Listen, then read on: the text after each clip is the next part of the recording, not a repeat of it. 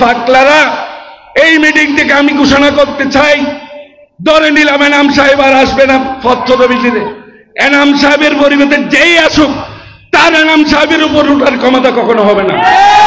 এনাম সাহেব চকরিয়ার মাটিতে সালাউদ্দিন সাহেবের পরের স্থান এনাম সাহেবের, এটা মাথায় রাখতে হবে। আওয়ামী লীগের সাইকেল কিছু ভয়ঙ্কর লোক আছে। আওয়ামী লীগ তো আমাদের ক্ষতি করতে পারতো না। আপনারা এখানে যারা আছে আমরা সবাই স্থানীয়, আমি আপনাদেরকে চিনি, আপনারাও আমাকে চিনেন। আওয়ামী লীগ সরকারের আমলেও আমরা মাথা উঁচু করে এলাকায় চলাফেরা করেছি, কেউ আমাদেরকে এলাকা থেকে ছাড়া করতে পারে নাই, তবে মামলা টামলা দিয়ে একটু হয়রানি করতে পারছে এই। কিন্তু তখনও আওয়ামী লীগ আমাদের এত অত্যাচার, এত নির্যাতন আমাদেরকে করতে পারে নাই, এত ক্ষতিও করতে পারে নাই। কিন্তু এখন আমাদের বিএনপির ভিতরে গ্রুপিং এর কারণে, মতামত অমিলের কারণে এমন এমন কিছু কাজ করে যেটা আওয়ামী লীগ 100 বছরে চিন্তা করতে না, সেরকম জঘন্যতম কাজ করে বেড়ায় এই আমাদের বিএনপির কিছু বাইরে। যেমন আমি একটা উদাহরণ দিই, আমরা চকরিয়ার প্রায় 60 জন উপজেলার নেতা যারা সিনিয়র লিডার, চকরিয়া এবং পৌরসভার সিনিয়র লিডাররা মিলে বিবেচনা করে ইসলামনগরে একটা গরুর বাজার করেছিলাম। আমাদের কাজটা হলো শুধু ব্যবসায়ীরা গরু আনবে, যারা উত্তরবঙ্গের বাড়ি এরা ওখান থেকে কিনে নিয়ে যাবে, আমরা যারা আনবে এদের থেকে 500 টাকা হাসিল নেব, যারা কিনে নিয়ে যাবে তাদের থেকে 500 টাকা হাসিল নেব। টোটাল একটা গরুর পিছনে 1000 টাকা হাসিল নেবে। এই হলো আমাদের বাজারের পদ্ধতি, বাকিটা ব্যবসায়ীদের পদ্ধতি। এই বাজারটা করার পরে অনেক চেষ্টা করে আমরা বাজারটা শুরু করতে পারতেছিলাম না, কারণ যে কোনো একটা ব্যবসা ব্যবসায়ীদের হাতে জিব্বির থাকে। এখন ব্যবসায়ীরা যখন আসতেছে না গরু নিয়ে আমাদের ওখানে, আমরা রামু গেলাম, ইগিয়া গেলাম, গর্জনিয়া গেলাম, বিভিন্ন জায়গায় গিয়ে ব্যবসায়ীদের সাথে বৈঠক করতাম, কিন্তু এরা আমাদেরকে আশ্বাস দিয়েও আসে না। না আসার ফলে একদিন ইসলামনগরে আমরা তাদেরকে দাওয়াত দিলাম, একটা ছাগল জবাই করলাম হোটেল দাওয়াতে, তাদের সাথে আমরা কিছু আলোচনা করব, এরপরে এদের সাথে সমঝোতার ভিত্তিতে আমরা বাজারটা উদ্বোধন করব।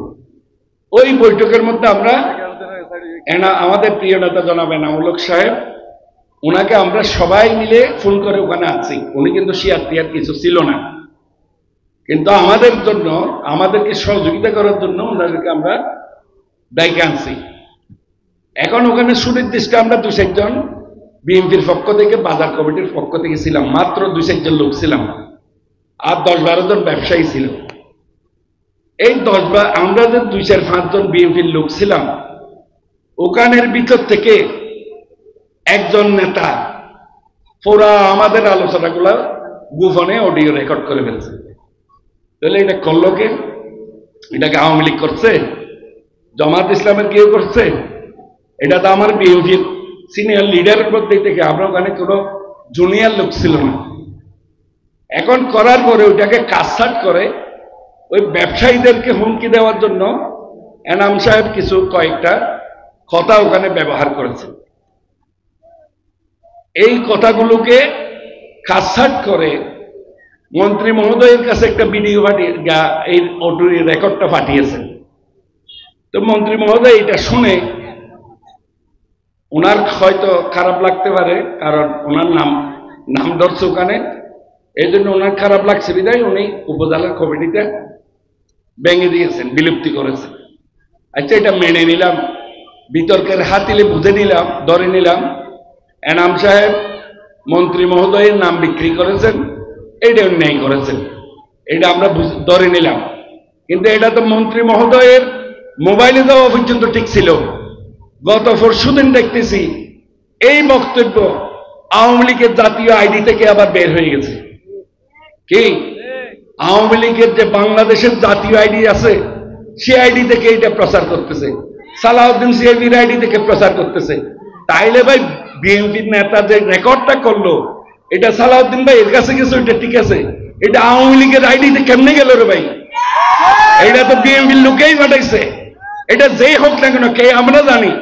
আমি কিন্তু নামটা প্রকাশ করতেছি না। ওখানে বৈঠকে যেহেতু আমি ছিলাম, এনাম সাহেব যে চেয়ারে বসছিল তার পাশে সাংবাদিক ওমর আলী ছিল, এর পাশের সিটে আমি ছিলাম, আমার পাশের সিটে জাহাঙ্গীর ভুট্টো ছিল, পাশাপাশি সামনে পৌরসভার গিয়াস ভাই ছিলেন, এর পাশে আব্দুর রহিম ছিলেন, এর পাশে শ্রমিক দলের নাসির, কামরুল, এরা ছিল।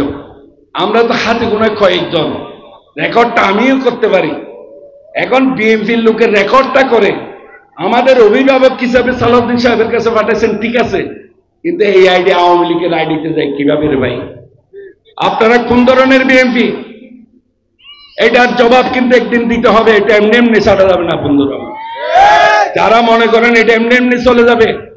আরেকটা জিনিস দেখলাম, এই যে 11 তারিখ, গত 11 তারিখ কমিটিতে বাংলো বিলুপ্তি হলো, তাও আসলে এটা কাকতালীয় ভাবে গরুর বাজারের সাথে হয়ে গেছে বিধায় আমরা এই অপরাধে ভাঙছে এটা মনে করতেছি। একই নোটিশে কিন্তু কুতুবদিও ভাঙছে, উকিয়া ভাঙছে, কক্সবাজার পৌর সদর ভাঙছে, রামু উপজেলা ভাঙছে এবং কক্সবাজার পৌরসভা ভাঙছে। টোটাল 6টা কমিটি ভাঙছে।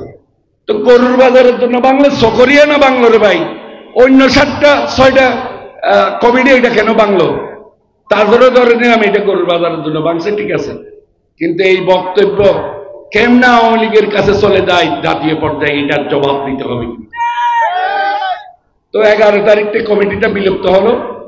দেখতেছি ভাই, কেউ মিষ্টি বিতরণ করতেছে, কেউ জিলাপি বিতরণ করতেছে, কেউ আবার বিজয় মিছিল করার জন্য জনতা টাওয়ারের সামনে জমায়েত হচ্ছে।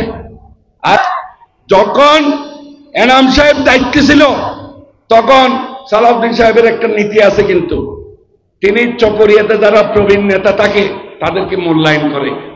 সুতরাং এনাম সাহেব আহ্বায়কের দায়িত্ব পালন করাকালীন সময় আমি দেখেছি দোলাহাজারা, কোটাখালী, মালুমঘাট এই সাংগঠনিকের যদি কোনো সাংগঠনিক কোনো সিদ্ধান্তের প্রয়োজন হয়, সালাউদ্দিন ভাই সরাসরি বলতো যে তোমরা খোকন মিয়ার সাথে পরামর্শ করো। এবং বড়ইতলি, হারবাং, ফহরসানা এই সমস্ত ইউনিটের যদি কোনো সিদ্ধান্তের প্রয়োজন হয় তখন বলতো যে তোমরা বাবুল মিয়ার সাথে পরামর্শ করো। কিন্তু অথচ এনাম সাহেব ফোরা চকরিয়ার দায়িত্বে ছিল, এরপরেও যার এলাকায় তাকে সম্মান দিয়ে রাজনীতি করাতো। সুতরাং এনাম সাহেব যদি আগামীতে আর দায়িত্ব নাও আসে, তিনি কিন্তু জবাব দিয়ে আরো 3 মাস আগে থেকে জবাব দিয়ে দিয়েছেন যে মন্ত্রী মহোদয়কে যে আমি শারীরিকভাবে পারতেছি না, আপনি কাউন্সিল করে অন্য কাউকে দায়িত্ব দিয়ে চালান, সংগঠনটা চালান, আমি সহায়তা করবো। এই কথা কিন্তু আরো 3-4 মাস আগে বলে দিয়েছিল।